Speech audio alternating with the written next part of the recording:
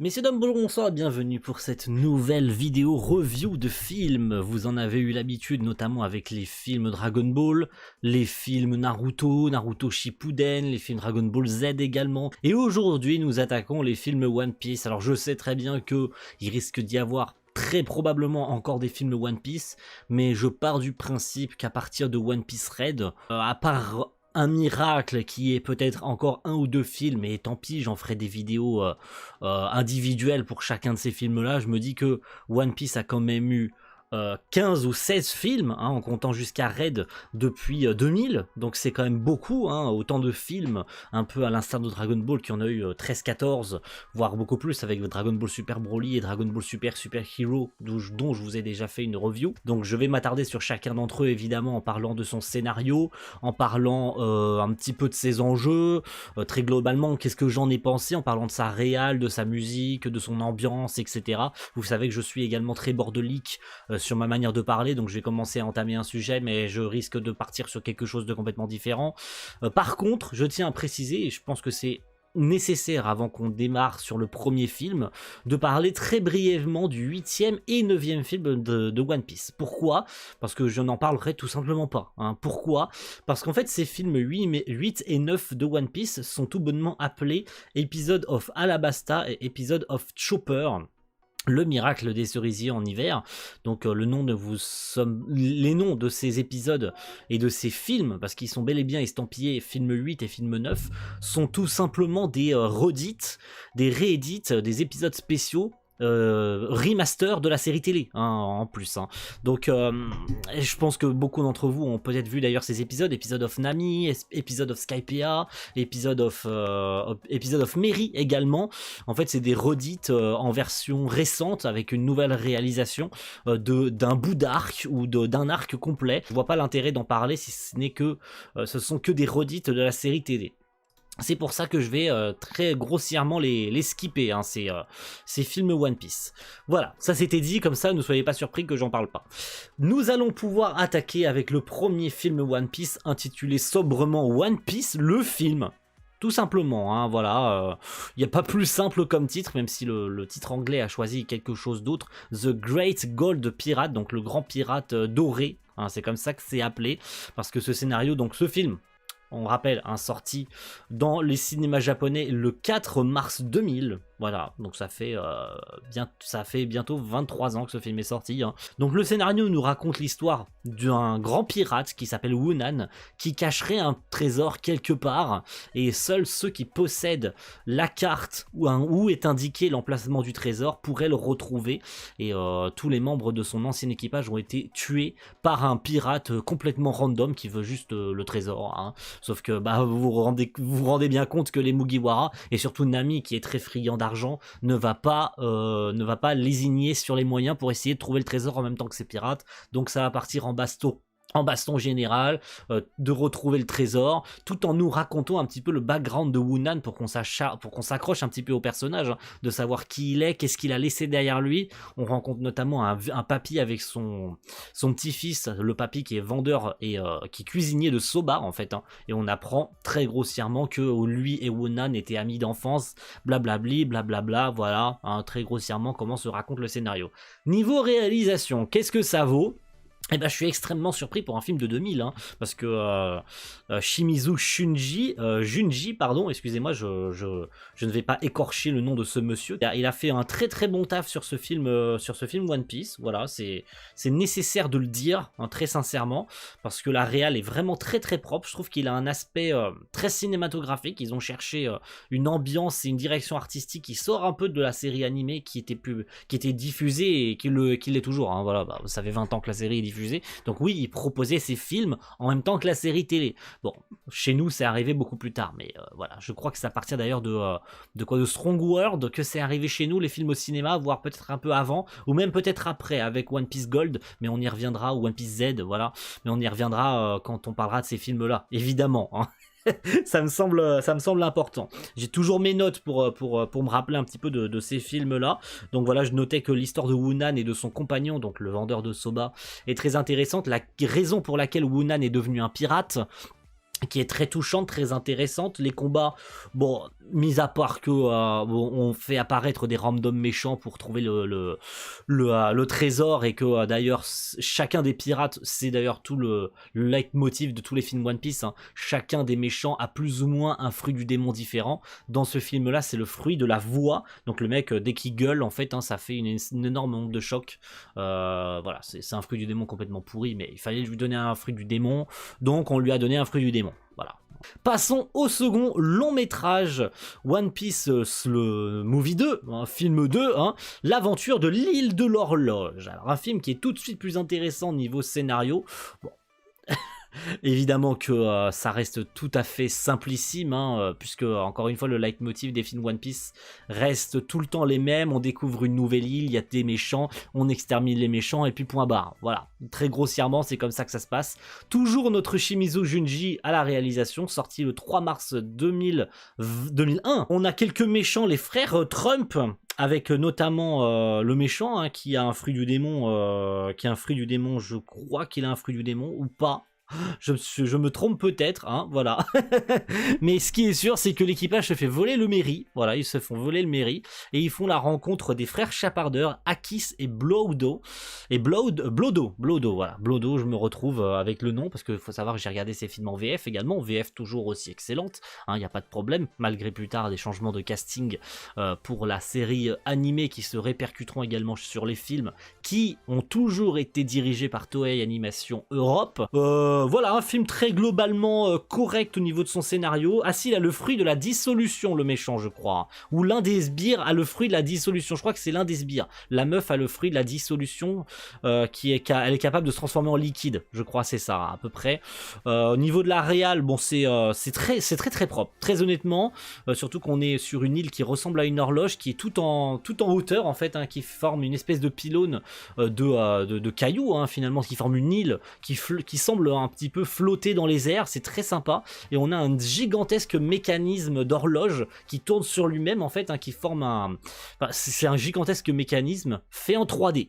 On est en 2001, on s'attardait pas autant sur ce genre de détails en 2001, mais il est nécessaire de dire que cet aspect très mécanique de l'horloge géant qui doit faire plusieurs kilomètres, hein, disons-le, plusieurs kilomètres, hein, le mécanisme il est gigantesque, est vraiment très propre pour un film des années 2000. Hein. Toei ne nous a jamais, de toute façon, hein, peu importe ce qu'on peut dire encore aujourd'hui sur les choix que peuvent faire, bon, on en parlera après avec notamment le 11e film, le One Piece, qui là, et je sais pas ce qui s'est passé, je sais pas ce qui leur est passé par la tête, mais la 3D, ils s'en sont très globalement bien sortis. Bon, c'est les seuls éléments que je pourrais, que j'avais noté et qui m'avaient sauté aux yeux pour ce second film.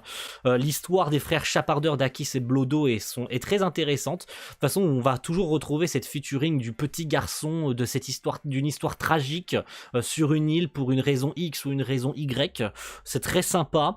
Ce qui m'a le plus choqué, c'est lors des combats, notamment face aux méchants, où Sanji se retrouve en difficulté pour la simple et bonne raison qu'il n'a pas ses chaussures. Vous savez comment Sanji se bat, il se bat notamment avec ses jambes, puisqu'il garde ses mains pour cuisiner, hein, tout le monde connaît ça, et pour la raison pourquoi il se bat avec ses pieds. Sauf que Sanji, avec et sans ses chaussures, c'est plus le même Sanji en fait, ce qui est mais complètement nul. Ils ont trouvé un moyen complètement à chier de nerf Sanji dans ce film.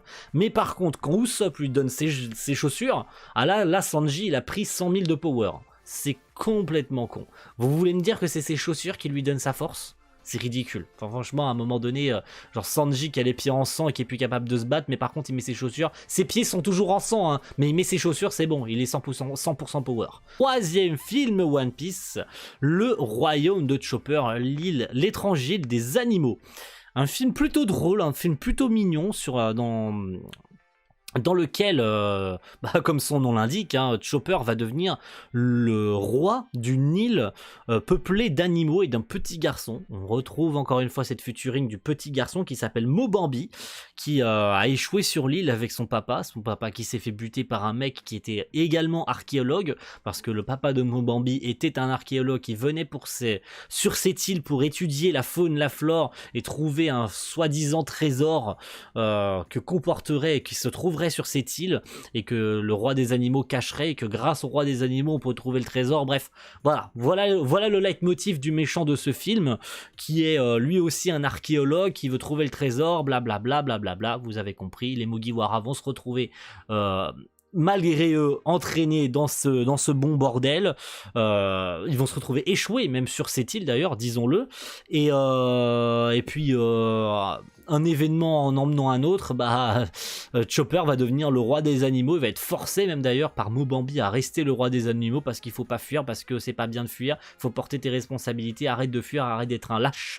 Et Chopper va être très globalement intéressant dans ce film, hein, puisque ça se passe juste après l'île des cerisiers, hein, juste après l'arc de Drum, et Chopper vient tout juste de rejoindre l'équipage, donc ça donne un intérêt tout autant que Chopper vient de rentrer sur le bateau, hein. Pour tout dire, voilà, ce personnage va devenir intéressant. On va s'attarder sur lui pour un moyen métrage de 55 minutes. Voilà pourquoi. Voilà à quoi ressemble le personnage de Chopper. Voilà à quoi vous devez vous attendre avec ce personnage et son évolution. En tout cas, c'est ce que je notais là. C'était intéressant d'ailleurs de le faire devenir roi des animaux et de faire comprendre que il est capable de parler aux animaux. Voilà, tout simplement.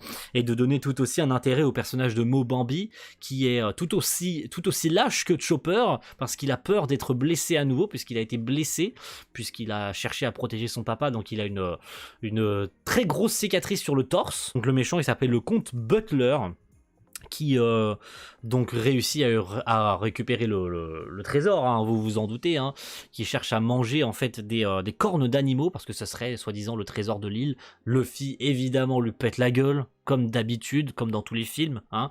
C'est toujours Luffy qui a le dernier mot sur ses adversaires, même s'il ne les tue pas, il obtient quand même le gain de cause à la fin, et tout est bien qui finit bien, tout le monde est heureux, tout le monde est content, on repart à la prochaine pour de prochaines aventures. Voilà, je pense qu'on va pouvoir s'arrêter sur ça pour ce troisième film. Réalisation très propre, hein, Shimizu Junji, une fois de plus, hein, on n'arrête pas le progrès, hein, on n'arrête pas les bonnes réals, très coloré, très sympathique, surtout avec la faune et la flore de tous les différents designs des animaux, qui sont vraiment très sympathiques à l'œil, et les scènes d'action étaient très globalement, même si c'est pas le film avec le plus d'action, et on en verra beaucoup plus après, mais il se regarde, il s'apprécie tel qu'il est, comme les autres finalement, j'ai envie de vous dire.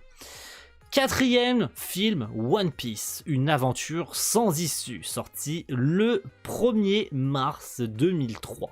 Une fois de plus, quasiment un an après le troisième film, hein, et de tous les autres d'ailleurs, hein, ils sont sortis quasiment avec tous un an d'intervalle. 1h35. Qu'est-ce que nous raconte ce film réalisé par Uda Konosuke? On change de réalisateur à partir de ce quatrième film One Piece. Je ne sais pas si Junji revient plus tard, je vous le dirai tout à l'heure, hein. Je revérifierai en même temps que vous, et je vous le dirai si Junji est revenu plus tard sur d'autres films. L'équipage de Luffy essaye d'échapper à la marine, et ils atterrissent sur une île. Ils atterrissent sur une île et ils vont faire une course de bateau. Voilà. Très grossièrement, ils vont faire une course de bateau. Dans le lot, on va pouvoir rencontrer notamment plusieurs personnages, avec notamment l'arrivée de Robin dans l'équipage, donc on peut penser que ce film se passe après Alabasta. Intéressant, hein, enfin l'arrivée de Robin dans l'équipage, sa VF toujours aussi tendre et très intéressante, hein. Cette course, hein, qui s'appelle le Dead End, le gagnant donc, qui arrive grâce à l'Eternal Pause sur l'île en question, gagnera 300 millions de berries. Donc évidemment ça donne envie, hein, à l'équipage de participer, hein. Surtout Anami qui a très envie de participer, parce que ils sont à zéro, hein, au niveau thune, donc ils ont besoin de remplir les bourses, hein, ils auront besoin de remplir les caisses. Et on apprend qu'il y a beaucoup de nouveaux ennemis, notamment un ancien marine qui s'appelle Gaspard, qui a le fruit du bonbon. Très intéressant ce fruit, hein, très intéressant, ne crachons pas dans la soupe, hein, un fruit du bonbon, qui d'ailleurs me fait penser beaucoup à Perospero, hein, de la famille de Big Mom, hein. Je pense qu'il y avait peut-être des inspirations, surtout que ce film évidemment n'est pas canon, donc il est probable que Oda ait réutilisé des idées. Encore une fois, on retrouve un gamin qui est plus une gamine, avec un vieux qui est en fait dans le bateau de Gaspard, Gaspard qui est pris un petit peu en otage parce qu'en fait ils ont réquisitionné ce vieux monsieur qui a créé une espèce de machine à vapeur. Donc en fait le mec Gaspard il triche, hein, très grossièrement il triche. Le gamin veut essayer de trouver des médicaments pour le grand-père qui est très probablement atteint d'un cancer en phase terminale, donc il n'y a rien qui prouve que le grand-père va pas mourir juste après la fin du film. Un gars random qui est en fait chasseur de primes, il cherche à se venger de Gaspard pour une raison qu'on apprendra plus tard dans le film, donc ça donne encore un intérêt pour un nouveau perso qui au final, puisque c'est toujours Luffy qui a toujours gain de cause à la fin, ne servira à rien, mais bon c'est intéressant d'ajouter toujours un peu plus de tension à un scénario et à cette histoire d'ancien marine qui a déserté, qui est devenu un pirate. Donc on retrouve un ancien navire marine avec des croix rouges dessus pour bien dire que le gars il fait plus partie de la marine et que c'est devenu un hors-la-loi complet. Mais voilà, je trouve ça intéressant. Un plan sur la ville, donc on passe au niveau réalisation. Je trouve qu'il y a eu un plan d'introduction sur la ville avec notamment des persos statiques. Donc en fait c'est une espèce de caméra 3D avec les bâtiments en 3D et on a toutes les silhouettes des personnages, donc des habitants finalement de la ville, hein, avec les enfants, les femmes, les hommes, les mecs qui boivent dans un bar, etc. Avec cette caméra qui se faufile dans les rues, dans les ruelles, qui est très intéressant. Le film est non plus pas moche, hein, franchement, notamment sur le combat final, dans un aspect très apocalyptique avec un ciel noir, la pluie qui tombe, tu sens que le bateau il va couler, le bateau coule même d'ailleurs, hein, donc ça donne un aspect très dramatique aussi. On ne sait pas si Luffy va s'en sortir, Luffy qui se fait presque arracher complètement son chapeau, oui, bien, même de façon bien pire qu'Arlong Park, hein, même encore avant, je sais plus si c'est Arlong Park ou avant, où il se fait quasiment arracher complètement son chapeau et Nami, je crois que c'était face à Baggy, hein, qui se l'était fait transpercer grâce aux griffes ou plutôt à cause des griffes de Baggy. Bah là il se fait quasiment couper en deux, enfin attends, son chapeau, hein. Je me demande même comment ils ont pu le réparer tellement il était abîmé, mais bon bref, ça donne aussi un intérêt pour Luffy de se battre parce que Luffy ne veut pas laisser les ennemis garder son chapeau parce que sinon ça le met en colère. Voilà, vous avez compris les bails. Mais voilà, Gaspard, j'ai pas souvenir dans le film qu'il avait un background très intéressant, à contrario, je pense notamment une autre histoire quasi similaire, hein, One Piece Z, hein, avec Zephyr, mais on en reparlera lorsqu'on parlera de One Piece Z. Mais je trouve l'histoire de ce Gaspard bien moins intéressante que celle de Z. Ça ne donne pas vraiment de raison pour laquelle ce mec est devenu méchant, hein, est devenu est devenu un pirate, hein, pourquoi il a déserté, hein, mais il s'avère que la marine vraiment veut l'arrêter parce que ce mec est dangereux. 5e film One Piece, un film que j'ai vraiment apprécié. La malédiction de l'épée sacrée, sorti le 6 mars 2004, encore un an après, évidemment, hein, on n'oublie pas, réalisé par Takenouchi Kazuhisa. Et qu'est-ce que nous raconte ce film? Bon, le nom est assez révélateur, hein. La malédiction de l'épée sacrée, c'est en réalité une épée qui est maudite, hein, voilà, je pense que tout le monde l'a compris, hein, et elle est détenue par un ancien pote de Zoro. Voilà, elle est détenue par un ancien pote de Zoro qui est possédé par cette épée, hein, en essayant de protéger son village et l'île sur laquelle il a échoué et où il a rencontré sa future femme, la prêtresse de l'île, Maya.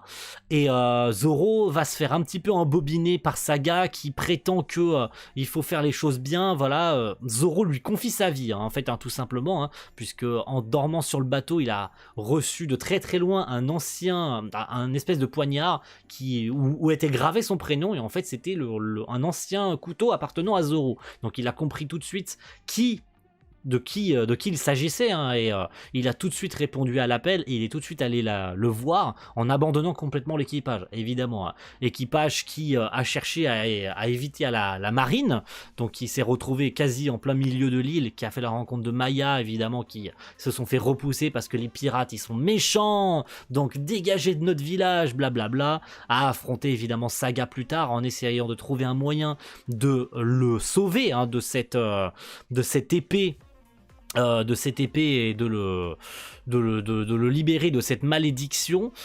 Donc ça donne tout un intérêt, hein, une espèce de quête de trouver les 3 sphères et de les emmener aux 3 temples et d'avoir une prière, d'avoir un aspect très apocalyptique avec cette lune rouge qui marque en fait le passage et la réalisation du plan de Saga, hein, pour fusionner avec cette épée et en posséder plein pouvoir, d'obtenir en fait cette énergie démoniaque, hein, puisqu'il est de toute façon possédé, et il possède également plein d'autres marines à qui il octroie des pouvoirs. Donc voilà, ça offre une vision assez apocalyptique dans ce film là, et l'affiche même d'ailleurs est assez révélatrice, où on voit Zoro et tous les membres d'équipage qui se reflètent dans la lame. Je trouve ça très stylé d'ailleurs comme affiche, hein.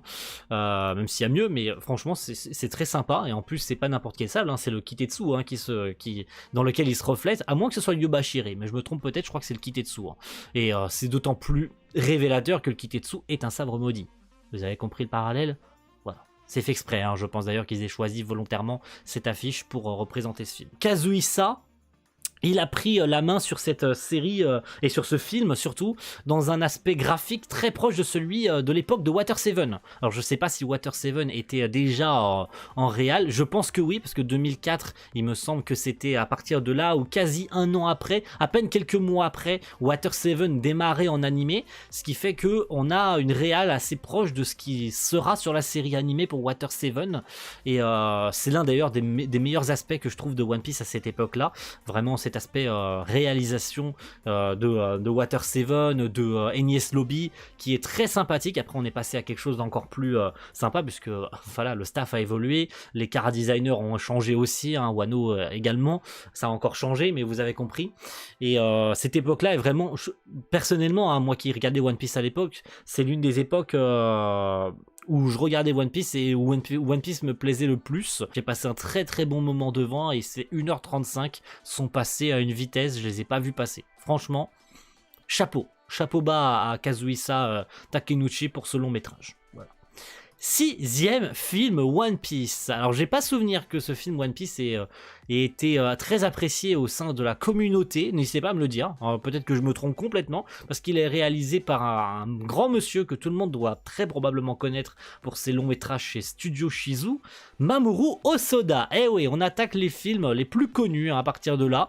One Piece, film 6, Le Baron Omatsuri et l'île au secret. Un film d'1h32 sorti le 5 mars 2015, hein, et puis donc réalisé par Hosoda, qui est donc dans une réalisation complètement différente, qui très certainement a dû en choquer plus d'un quand on passe d'un film 5 très proche de Water 7 à une réalisation comme celui-ci, de ce Baron Omatsuri, de ce 6e film, très différente en termes de réalisation. Franchement, ça a dû en déboussoler plus d'un, et je pense pas qu'il y en ait qui ait apprécié, en tout cas en premier lieu, ce 6e film. Mais en tout cas, il me plaît beaucoup, et je trouve que le scénario est très intéressant et très touchant et très poignant. Donc le Baron Omatsuri, hein, qui est le propriétaire d'une île qui, soi-disant, est censée être une île sur laquelle les pirates peuvent s'amuser, faire des jeux, se baigner dans des grands hôtels, manger à leur faim, etc. Tout ça est un piège. Ne vous faites pas avoir. Et oui, ils se rendent sur cette île parce qu'ils sont complètement cons et ils se font avoir. Et puis on commence à affronter dans des jeux, hein, soi-disant dans des jeux qui sont pas dangereux, mais ça commence à devenir des jeux mortels. D'ailleurs, c'est des trucs qui maintenant aujourd'hui sincèrement ne me font pas rire, hein, franchement. Les 3 quarts du film, je me suis vraiment fait chier. J'avais de bons souvenirs de ce 6e film, mais très honnêtement en 2023, voilà, revoir ce 6e film, c'était plus une torture qu'autre chose en termes de scénario, en tout cas pour les 3 quarts, pour les 45 premières minutes, hein, très grossièrement, parce que bon, visuellement, encore une fois, ça sort du lot parce que c'est du Hosoda, donc ça peut rebuter niveau réalisation et niveau contenu aussi, parce que y en a qui vont peut-être pas avoir envie d'aller au bout du film parce que ça les dégoûte, cette réalisation très différente, mais aussi parce que c'est un peu cucu, hein. C'est un peu cucu, les 45 premières minutes, ça se joue à simplement des jeux dans lesquels les membres d'équipage vont se retrouver séparés, puis finalement, à partir d'un moment, ça commence à devenir intéressant, on commence à mieux comprendre pourquoi on en est là, quel est vraiment le secret qui se cache derrière cette île, avec quelques randoms qui apparaissent et qui vont plus ou moins être intéressants pour la suite du long métrage, qui vont finalement plus sauver le cul au Mugiwara qu'autre chose, hein, puisque oui, il y a bien un des randoms qui va sauver la vie à Luffy quand même, hein, ne mentons pas, et c'est même quasiment lui qui va mettre fin au scénario, donc c'est presque pas Luffy qui aura réussi à mettre fin à ce film, mais plus le rando du film qui aura sauvé l'équipage et Luffy. Hein, rien qu'avec un arc et une flèche, il va leur sauver la peau, mais ça n'empêche que c'était quand même bien mis en scène. Voilà, je ne cracherai pas dans la soupe. Donc voilà, le baron, il est méchant parce qu'il est méchant. Voilà, disons les choses telles qu'elles sont. Hein. Le baron, il est méchant parce que oulala, j'ai perdu mes compagnons, mais en fait, je me suis fait manipuler, donc du coup, je suis méchant. Et du coup, c'est pas bien d'avoir des amis. Moi, je suis dégoûté quand les gens ont des amis, mais moi, j'ai pas mes amis. Donc il y a toute cette ambiance terrifiante autour du fait que le baron veut absolument éliminer tous ceux qui prononcent le mot amitié. Donc dans Luffy, évidemment, pour lui, ses amis, c'est sacré. Le baron lui dit t'es répugnant, tes amis, de toute façon, sans tes amis, t'es rien. Voilà, tes amis, je vais tous les buter un par un. Et puis voilà, il te restera plus personne, tu plongeras dans le désespoir, tu vas crever seul. Tout comme moi, je vais crever seul parce que de toute façon, j'ai plus aucun ami. Parce qu'en réalité, les marionnettes que l'on voit tout le long du film sont des créations liées à la fleur que le baron utilise, ou plutôt qu'il a sur l'épaule, hein, qui est en fait pas vraiment une fleur, mais une espèce de truc un peu répugnant qui absorbe de l'énergie, qui absorbe des êtres vivants pour continuer à vivre et qui manipule le baron pour continuer à exister, pour lui permettre de créer de faux amis qui sont en fait des plantes. Donc à partir du moment où la fleur est détruite, il n'y a plus personne. Hein. Donc le baron, en fait, il a toujours été plongé, et ce depuis des années et des années, car il est le seul à avoir survécu au naufrage de son équipage. Il s'est retrouvé tout seul pendant des années. Donc il a perdu la boule, il a complètement perdu la boule, il a perdu le cerveau, hein, il a perdu la raison, et puis voilà, donc il cherche à faire souffrir Luffy en lui enlevant les membres de son équipage parce qu'il est lui-même frustré de ne plus avoir aucun ami, ou plutôt parce qu'il est détruit psychologiquement et qu'il veut faire souffrir les autres parce qu'il n'a pas envie que les autres soient heureux alors que lui il est malheureux. Voilà. Je pense que c'était trop long. J'aurais peut-être dû faire très simple dans ma phrase. Et il est très probable que j'aurais cut la moitié de la phrase. Mais bon, voilà, il est malheureux. Donc il fait souffrir les autres. Voilà. Quitte à même les prendre en otage et à les forcer à rester sur l'île. Et à les dépouiller de tout ce qu'ils ont. Même psychologiquement d'ailleurs. Hein, les détruire dans tous les sens du terme. Voilà.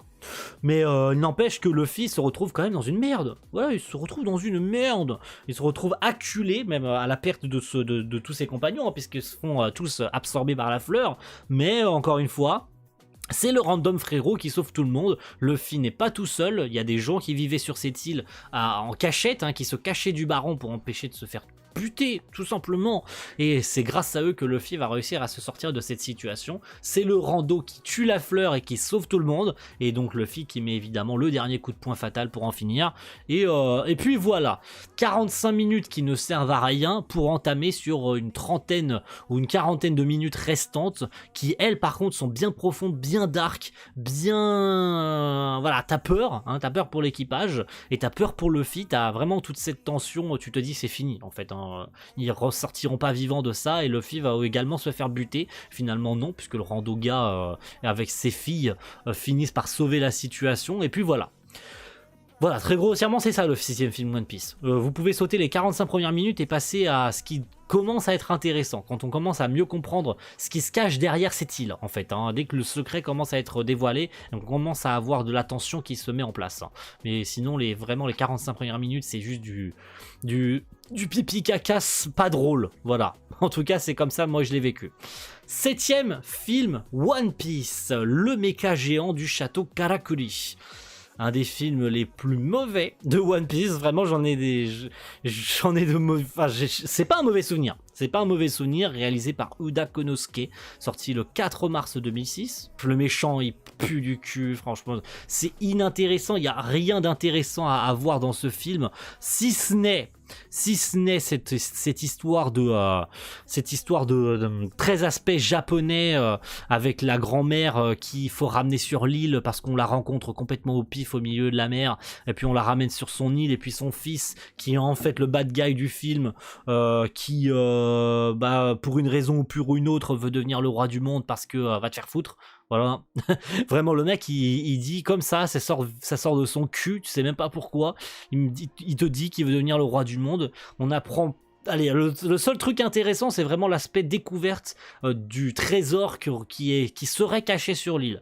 Donc, l'équipage se prête au jeu, il y a tout un aspect mystérieux et pas mal d'énigmes à résoudre, donc ça étire un peu le film en longueur pour te faire comprendre qu'à un moment donné, tu verras, t'inquiète pas, ça traîne un peu, mais t'auras ton combat, t'auras ton moment d'animation, tu auras tes bad guys, donc attends, de toute façon les bad guys ils sont là, tout le monde se prête au jeu, les Mugiwara également se prêtent au jeu pour aider le bad guy à trouver le trésor parce que il leur fait croire qu'il va rien leur faire, mais en fait le frérot tout ce qu'il cherche c'est à manipuler les Mugi pour qu'ils fassent le travail à sa place, et puis dès qu'ils auront trouvé le trésor, oh là là, vous aviez pas vu le truc venir, mais j'étais méchant depuis le début, ouh là là. Donc voilà. Tout le film se base sur ça, c'est vraiment encore une fois 3/4 d'heure voire 1 heure où il ne se passe rien, c'est juste le mystère de trouver le trésor, et dès qu'on commence à comprendre le schmilblick de tout ce qui tourne autour de l'île et qu'est-ce qu'est vraiment le trésor en fait, hein, c'est de la merde. C'est tellement nul que t'en rigoles. C'est tellement naze que t'en rigoles. Mais l'aspect tournant tout autour de la tortue géante qui est en fait l'île sur laquelle habitent les gens depuis 1000 ans, c'est une tortue. C'est une tortue géante qui se réveille toutes les 1000 ans pour pondre des œufs. Voilà, c'est tout, il n'y a pas de mystère, donc tout ça pour ça. Et le méchant, il a pas de fruit du démon, il pue du cul, il essaye de nous faire croire que le mec est un grand inventeur avec ses machines, où il affronte Luffy, et à chaque fois que Luffy lui pète une machine, il monte dans une nouvelle machine, où il fait croire qu'elle est toujours plus perfectionnée à chaque fois. Le mec, il monte en level, mais utilise ton arme la plus puissante depuis le début. Pourquoi tu nous commences par un mecha de niveau 1 pour passer à un mecha niveau 5, pour passer à un mecha niveau 10, que de toute façon Luffy pute la gueule à chaque fois. Le méchant pue du cul et même les bad guys puent du cul. Donc oui, vraiment ce film n'a rien pour lui. Scénaristiquement ça n'amène à rien, ça n'a aucune morale, rien. Il ne se passe rien d'intéressant. Vraiment j'ai perdu mon temps devant ce film One Piece. Très sincèrement, c'est le film le plus mauvais scénaristiquement. Si, il y a pire, on en parlera dans deux films. On en parlera dans 2 films. Voilà. C'est pour ça d'ailleurs qu'on va passer au 10e, parce que encore une fois, je le précisais en début de vidéo, on saute le 8e et le 9e pour passer à un film très très cool. Messieurs, dames, One Piece, film 10, Strong World. Ah, tout le monde l'a vu. Je suis certain que tout le monde a vu Strong World. Ce film est vraiment super. Rien que par son méchant, rien que par son ambiance, rien que par sa réal, rien que par ses décors, rien que par son contenu, ce film est vraiment super. Ce film est sorti le 12 décembre 2009, réalisé par Sakai Munehisa, et je peux te dire mon frérot que si je te rencontre un jour, je m'assieds, je te fais un dogeza mon ref. Parce que ce film est vraiment super. Franchement, tout est vraiment génial dans ce film. Que ce soit l'aspect où l'équipage se retrouve séparé, encore une fois, parce que l'équipage n'a réussi jamais à rester ensemble. L'histoire de Shiki le Lion d'Or, oh là là, un des méchants les plus mystérieux, où on parle encore de lui dans le manga, alors qu'il n'y a rien qui confirme. Si, c'est un personnage canon. Évidemment, le personnage est canon, puisqu'on parle de lui dans l'œuvre originale. Et encore une fois, je soupçonne ce film d'avoir été écrit par Oda. Je ne sais pas s'il a été écrit ou si c'est un scénario original d'Oda. Oui, c'est un scénario original par Oda. Voilà, One Piece Strong World est un scénario original d'Oda, donc ça ne m'étonne pas au vu du contenu, hein, que ça a été écrit par Oda, puisque vraiment, dès qu'Oda met la patte dedans, ça me fait penser à One Piece Red, dont on parlera après, qui niveau contenu est vraiment super cool. L'univers est incroyable, la diversité de cette histoire d'animaux hybrides sur ces îles volantes avec les habitants, l'histoire de Shiki qui veut détruire East Blue, ça donne tout un intérêt à vouloir l'arrêter, parce que au-delà du fait que conquérir le monde ou trouver un trésor ou je ne sais pas quoi, l'histoire de la tour de l'horloge, etc., où il y a pas vraiment d'enjeu intéressant, ou même l'histoire avec l'épée, hein, avec l'épée des 7 étoiles, qui a un enjeu assez moindre, si ce n'est que le mec va devenir surpuissant et détruire le monde. Bref, là, tu sens que la menace elle est réelle. Il essaye d'embarquer Nami, ou il embarque Nami parce que il voit en elle une potentielle navigatrice très importante et très intéressante, donc il l'enlève à l'équipage de Luffy. Bon, Nami n'a pas d'eau de cuit, hein. C'est parmi l'une des plus intelligentes de l'équipage avec Robin, hein, donc elle arrive évidemment aisément à s'enfuir du château de Shiki, mais toute cette diversité et le fait que on s'attarde sur tous les membres de l'équipage, une scène hilarante avec, vous l'avez vu très probablement sur Twitter, lorsque je regardais le film, une scène hilarante avec Sanji qui crie Robin et Nami qui attirent des animaux toujours plus gigantesques les uns que les autres. Arrête de crier comme ça. Un insecte géant. Robin debout. Arrêtez de crier.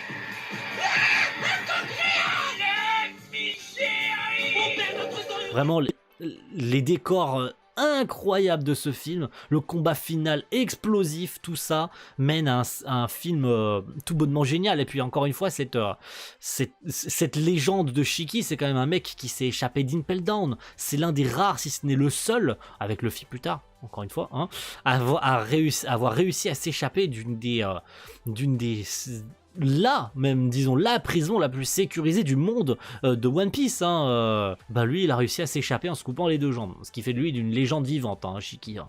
Donc voilà, on sent que le mec a du poids, on sent que le mec il est pas mauvais, il a une raison d'être fort, et une raison d'être puissant et d'avoir échappé à la marine, et à quel point même d'ailleurs jusqu'à Sengoku et Garp arrivent à le craindre. Donc le mec il est pas le mec c'est pas un danger juste pour être un danger, quoi. Vraiment le mec est hyper important, même s'il a vieilli, et c'est ça, et c'est très probablement la raison pour laquelle Luffy a réussi à le battre, hein, parce qu'il a aussi assez vieilli, hein, Shiki, hein. Il reste ultra puissant, le combat final est incroyable, la séquence de Shida, hein, une fois de plus, hein, qui régale, hein, dans ce long métrage par sa réal spectaculaire, hein, vraiment ça pullule de couleurs, les différents animaux avec plein d'environnements, encore une fois, hein. Voilà, je me perds un peu, mais vraiment waouh, c'était vraiment, mais vraiment un excellent film. Franchement, il était énorme. Sincèrement, je pourrais le regarder 10 fois, 20 fois, c'est l'un de mes films, si ce n'est mon film One Piece préféré, de par tout l'ensemble et tout le contenu du scénario, et de tout l'ensemble même d'ailleurs de la réal et tout, hein. Franchement, c'est mon film préféré. Voilà.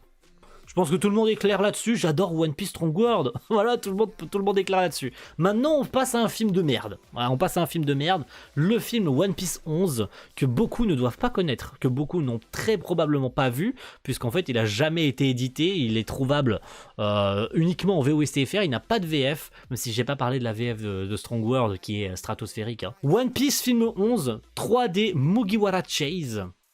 Donc les Mugiwara chassés, hein, on peut l'appeler comme ça, hein, la chasse aux Mugiwara, un film tout en 3D, en cel shading, qui est affreusement moche. Je sais pas ce qui est passé par la tête à la Toei de faire un film 100% 3D, surtout qu'il dure que 30 minutes, le scénario n'a ni queue ni tête, le scénario n'emmène nulle part, si ce n'est l'histoire d'un vieux qui est malade et qui a pour compagnon un espèce de chien qui en fait n'est pas vraiment un chien puisqu'il peut se métamorphoser en plusieurs trucs, d'ailleurs pour une raison complètement ridicule que je n'ai même pas compris dans le film puisque c'est même pas expliqué, il se transforme en oiseau, il se faufile dans la cabine des Mugiwara une nuit au beau milieu de l'océan et il vole le chapeau de Luffy.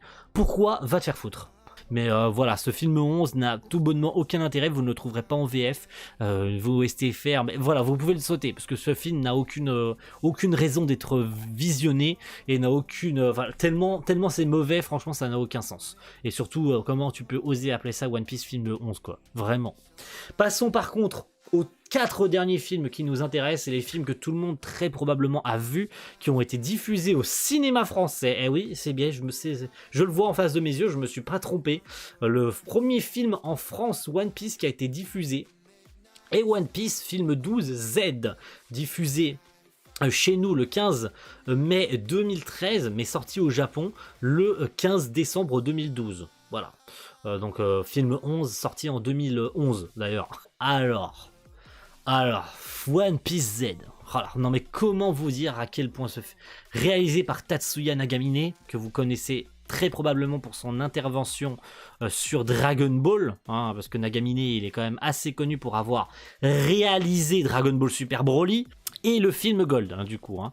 Donc, Nagamine, voilà, le frérot, il a géré. Hein. Qu'est-ce qu'il y a le plus à dire que 1h47 qui sont passés à une vitesse folle, qui se dégustent à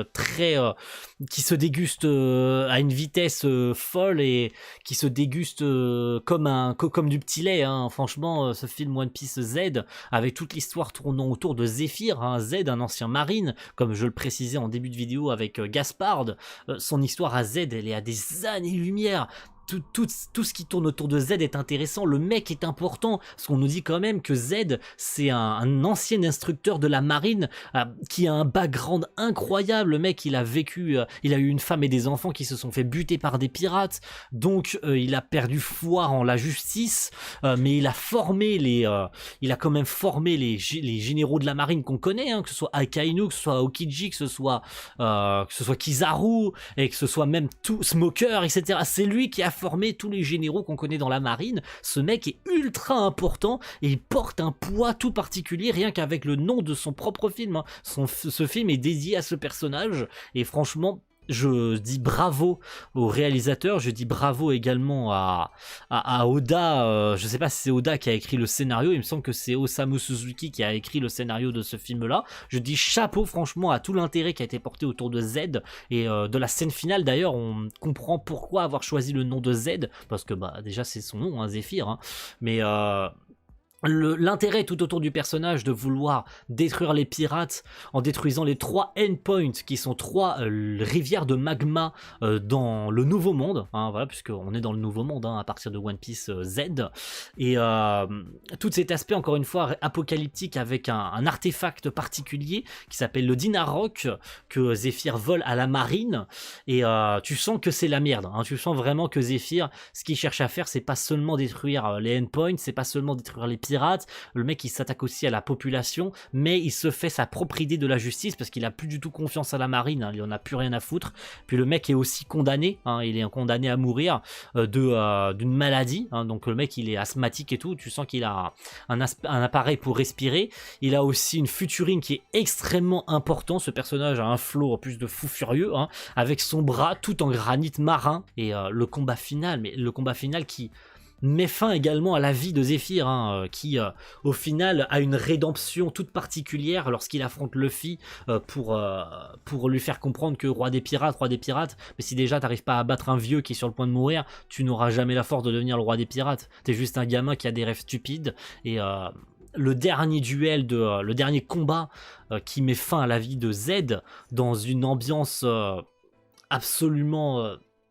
voilà, avec la musique qui se lance derrière, l'air tout particulier de ce film-là qui a inculqué Z aux différents amiraux de la marine, et l'importance qu'a Aokiji aussi dans ce film-là, devenu indépendant, hein, qu'il a quitté la marine. Voilà, il y a tout un ensemble. Il y a tout un ensemble dans le scénario de ce film One Piece Z qui est extrêmement touchant. Les sbires aussi hein, de Z, qui sont deux anciens matelots de la marine qui ont suivi Z dans son délire hein, de néo-marine, de sa propre justice, c'est aussi incroyable. Donc c'est pour ça que quand Aokiji érige ce mur qui sépare Luffy, l'équipage et Z qui reste pour affronter la marine et rendre son dernier combat et son dernier souffle, tu sens que ses sbires et ses compagnons, on peut les appeler comme ça, hein, avaient une toute confiance en lui, et ils avaient même plus que ça en fait. Hein. C'était pour eux un père, c'était bien plus que leur chef. Donc c'est voilà, la scène finale quand Z affronte la marine, c'est voilà, j'ai eu les larmes aux yeux. J'aurai toujours les larmes aux yeux en voyant cette fin de film One Piece Z, parce que c'est quand même l'ennemi qui sauve les Mugiwara. Hein. En restant sur l'île et en affrontant la marine, c'est lui qui leur permet de s'enfuir et de pouvoir rester en vie. Donc franchement, il y a ce film One Piece Z inculque quelque chose de fou, vraiment quelque chose de fou furieux. Et ça restera dans les annales pour moi comme l'un des films les plus touchants de One Piece. Et on va pouvoir à cette occasion passer à One Piece Gold. Je vais être très rapide sur ce film One Piece Gold. Pourtant, Je pourrais y passer très longtemps sur ce film One Piece Gold parce qu'il inculque quand même des choses très intéressantes et là on attaque des trucs, des bails très sombres. Déjà que Z a été suffisamment touchant dans son scénario et tout ce qu'il inculquait. Gold est un peu moins important scénaristiquement parce que je n'ai rien ressenti envers le personnage de Tesoro qui est le méchant de ce film, qui comporte et à qui appartient le lieu sur lequel se rendent les Mugiwara, le grand casino, Grand Tesoro, hein. Donc tout cet aspect très coloré, couleur or, hein, puisque son navire de 10 km de long est fait tout en or. Il y a tout cet aspect de casino, mais il y a aussi ce que véhicule le film, et ce que veut nous faire comprendre le film, c'est l'aspect où l'addiction au jeu. Voilà, c'est ça que raconte One Piece Gold. Si on regarde que le film en surface, on va pas comprendre ce que le film cherche à faire véhiculer, mais quand on le regarde bien plus en profondeur, ce film One Piece Gold est bien plus profond qu'on pourrait le comprendre. Parce que ce film One Piece Gold, en fait, ce qu'il essaye de véhiculer réellement, c'est l'addiction au jeu. C'est voilà où est-ce que t'en es quand tu commences à être addict au jeu d'argent. Un aspect très d'ailleurs rebutoire au Japon, parce qu'il faut savoir que les jeux d'argent c'est quasi interdit, c'est même entièrement interdit au Japon, les pachinko, les casinos, etc. c'est interdit au Japon. Donc ce film One Piece Gold nous le met en plein milieu de la face. Je pense qu'il y a une partie communautaire du Japon qui a très probablement pas apprécié ce film One Piece Gold pour l'apparition de ces jeux d'argent, des roulettes russes, des machins, parce que c'est quelque chose qui est très rebuté là-bas au pays. Donc cet aspect très, encore une fois, addiction au jeu, par Tesoro qui a un aspect très vengeance envers la marine et le gouvernement puisqu'il a fini, et à un moment donné de sa vie, il a fini en tant qu'esclave des dragons célestes, donc il est devenu un pays indépendant, hein. Grand Tesoro est un lieu indépendant dans lequel il peut exploiter 100% de ses pouvoirs, et ses pouvoirs d'ailleurs du fruit de l'or, hein, le fruit de l'or, hein, puisque tout ce qu'il touche peut se transformer en or, et il peut manipuler l'or à sa volonté, et encore une fois cet aspect, comme je le disais tout à l'heure, cet aspect très jeu d'argent, addiction, où on voit également un côté très esclavagisme, c'est-à-dire qu'une fois que tu n'as plus d'argent, que tu as dépensé tout ce qu'on t'a donné, on te donne 10 millions d'euros, tu dépenses ces 10 millions d'euros, tu as tout perdu au jeu. Faut les rembourser ces 10 millions d'euros. Et qu'est-ce qui se passe? Et c'est exactement ce que le film nous montre. Tu deviens un esclave de tes euros. Tu deviens un esclave du système. T'as plus le droit de partir tant que t'as pas remboursé ton dû. Et on voit des trucs assez horribles, comme notamment des enfants qui essayent de vendre des roses dans la rue à des prix exorbitants. Ils viennent les vendre aux Mugiwara en leur demandant 5000 berries, des trucs aberrants quoi. Parce qu'ils ont besoin de fric pour racheter leur liberté. Parce qu'ils sont esclaves de Tesoro. Tesoro sait ce qu'ils font, ils savent où ils sont, ils savent qu'ils sont esclaves et qu'ils pourront jamais quitter cette île s'ils n'ont pas remboursé leurs dettes. Donc on a un aspect très triste et très dark, bien que le film nous montre juste les Mugiwara qui jouent au jeu d'argent, les méchants, blablabla, Tesoro, t'essayes de nous faire lâcher une larme parce que Tesoro, il a été un esclave, blablabla. Finalement, pas tant que ça, parce que le personnage de Tesoro, au-delà de ça, je le trouve pas très intéressant, et c'est l'un des méchants les moins intéressants que j'ai trouvé, hein. Bien que son histoire soit en elle-même justifie la raison pour laquelle il soit méchant, attention, hein. Et les combats sont aussi intéressants, bien que ces sbires soient un peu nuls à chier et que tout tourne autour de cette histoire d'argent, notamment un de ces sbires qui a le fruit de la chance, il me semble, hein. Donc elle peut absorber la chance des gens et faire et causer la malchance, hein. C'est ce qui fait d'ailleurs que Tesoro est si riche, parce que en touchant les gens, elle leur donne de la chance et à la fois de la malchance, donc elle fait perdre aux Mugiwara tout leur fric et donc les transforme en esclaves. On rencontre notamment également un personnage intéressant dans le film, qui ne jouera pas un rôle extrêmement important, hein, mais il est important de le noter dans ce film One Piece Gold. Karina qui est une amie d'enfance de Nami, et ils ont eu un différend dans le passé, ils se rencontrent à nouveau, donc tu te dis peut-être que Karina va s'excuser pour ce qu'elle a fait subir à Nami, mais il y a évidemment une conclusion plutôt intéressante et plutôt mignonne à la fin du film, où Karina refait exactement le même coup à Nami des années après, mais c'était pour une bonne raison, donc tout est bien qui finit bien, donc voilà, t'as un aspect très trahison, et finalement non, tu comprends qu'elle les trahit pas, mais c'est plutôt elle qui s'est fait trahir, etc., etc. On tourne un peu autour du pot, mais vous aurez compris la raison sine qua non, hein. Donc voilà, un film One Piece Gold, qui dans sa réal est très très propre, hein, voilà, encore une fois, hein, les couleurs des casinos et de ces tours totalement en or. Bon, on reste dans un cercle très fermé, hein, au final, hein. On n'exploite pas un univers aussi grand que celui de Strong World, avec toutes ces couleurs, ces décors, que ce soit la forêt ou la neige ou les montagnes, etc.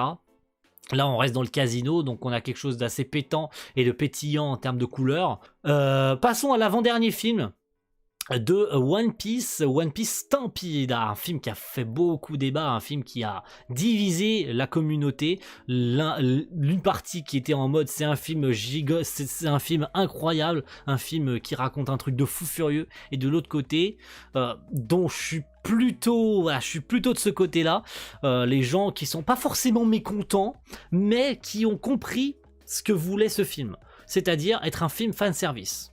Et t'en as qui vont évidemment comprendre que oui, mais le méchant, donc qui s'appelle Belette, qui est un ancien membre d'équipage de Roger, donc on te fait comprendre qu'en fait Belette, il est méchant pour être méchant, mais va te faire foutre, hein, voilà. Donc réalisé par Otsuka Takashi, un film que j'ai été voir au cinéma dans une ambiance complètement folle, parce que ce film nous cache un trésor qui est tout autant intéressant, parce qu'il y a un objectif, hein, c'est obtenir le trésor, hein. Tous les pirates du monde entier sont invités à rejoindre une île toute particulière pour le Pirate Fest, hein, à Buena Festa, hein, plus précisément, une île où tous les pirates du monde entier se rassemblent pour effectuer une gigantesque mêlée dans laquelle un trésor est en jeu, et ce trésor, en réalité, c'est un Eternal Pause pour Raftel.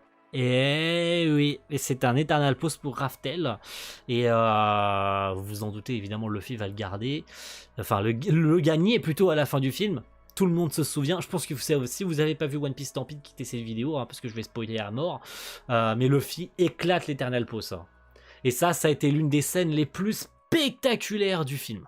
Personne s'attendait évidemment à ce que ce soit un Eternal Pause de Raftel, de Locktail, peu importe, mais ce film a eu pour volonté de rassembler tous les persos, même ceux qu'on avait oubliés de One Piece, de par l'histoire de rassembler tous les pirates au Pirate Fest, de cette mêlée générale avec tous les pirates de tous les horizons. On a même des mecs qu'on n'avait pas vus depuis des bails. On a tout le monde, absolument tout le monde. Le combat final contre Belette, où t'as tout le monde qui s'allie également. Donc t'as Sabo, t'as Smoker, t'as également Baggy, t'as Law, tu as également Hancock, qui font tous équipe pour affronter Belette, un monstre gigantesque en métal ou en acier, je sais plus, où il attire en fait l'acier à lui, et il crée un espèce de golem gigantesque en CGI qui avait divisé d'ailleurs, hein, mais il n'empêche que c'était super stylé. Voilà un film qui se veut volontairement fanservice, où t'as tout le monde qui affronte en 1v1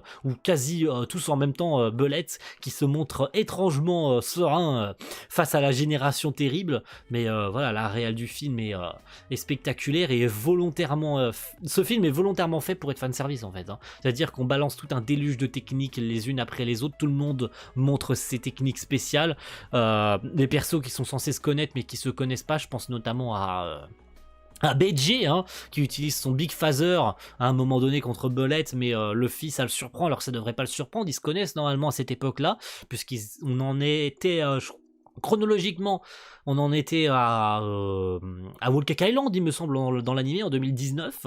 Donc ouais, il y a des trucs qui sont incohérents, mais c'est fait exprès. On rameute tout le monde, tous les pirates de la Terre, on les rameute pour affronter un ennemi commun, pour affronter ce mec de l'ancien équipage de Roger, qui soi-disant était aussi fort que Roger ou un peu moins fort que Roger. Donc tu comprends que le mec il en a dans le slip. Shida a storyboardé le film, Yuya Takahashi a storyboardé le film. Donc voilà, t'as compris que les mecs étaient pas là pour rigoler. On a emmené les meilleurs des meilleurs.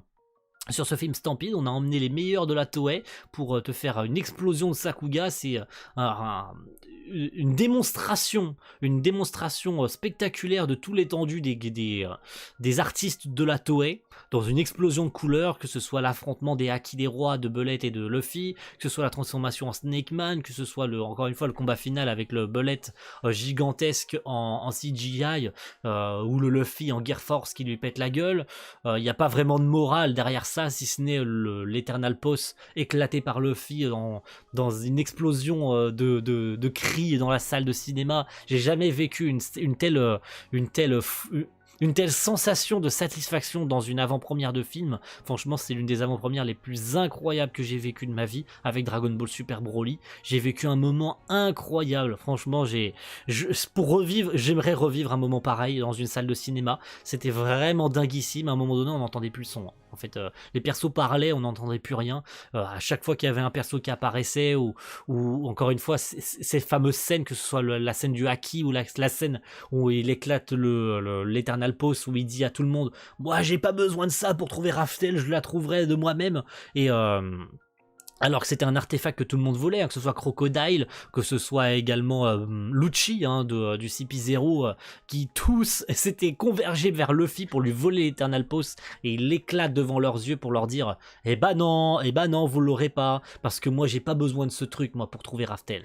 Et tu comprends que en réalité ça a toujours été le leitmotiv du film, parce qu'en fait Roger détestait cet Eternal Pause, il l'avait jeté dans la mer, il avait plutôt même dit à celui qui a créé l'Eternal Pause de Raftel de le jeter, de l'éclater et de le donner à personne, parce qu'en fait Raftel, faut personne sache où c'est en fait, hein. C'est complètement stupide, si quelqu'un doit trouver Raftel, c'est par lui-même, et Luffy remplit cet objectif en détruisant une bonne fois pour toutes l'Eternal Pause vers Raftel. Alors que le One Piece était à portée de main, hein. Tu gardais cet Eternal Pause pour toi, il se rendait sur Raftel et One Piece était fini. Hein. Mais tout ça a été fait exprès, ce scénario a été exprès écrit pour ça.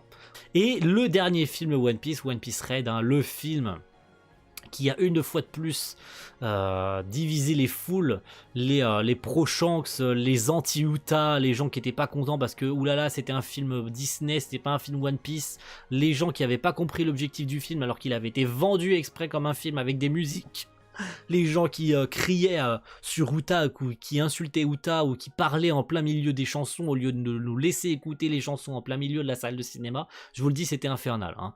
Donc les gens qui parlaient à côté de moi alors que j'ai essayé d'écouter les musiques du film, je vais vous dire les gars, si vous aviez pas compris dès les trailers qu'il y allait y avoir des musiques dans le film et que le film était fait exprès parce qu'Uta est une chanteuse, est une cantatrice, si vous aviez pas compris les intérêts du film, pourquoi est-ce que vous êtes venu le voir en fait, hein.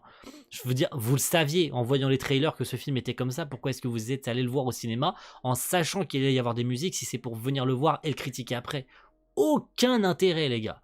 Franchement, ce film, ça a été la balance 50-50 entre les gens qui ont compris ce que ce film véhiculait et pourquoi est-ce qu'on parle de One Piece, pourquoi est-ce d'ailleurs on parle de Red, pourquoi est-ce qu'on a choisi ce nom Red pour parler de Shanks, hein, tout le monde l'a compris, hein, tout le monde qui avait compris qu'on verrait pas beaucoup Shanks mais plus Uta, et que tout tourne autour de ce personnage, est-ce qu'elle est vivante à la fin du film, oui ou non, de tout l'intérêt autour également de son passé avec Luffy, de ce pourquoi est-ce qu'elle est toute seule sur l'île, de ce pourquoi tout le scénario a été créé pour rassembler Luffy et Shanks, hein, pour faire ce parallèle et ce combat final, l'apparition très furtive du Gear 5 également, hein, du Gear 5 durant la dernière scène du film, hein, le parallèle parfait entre Luffy et Shanks.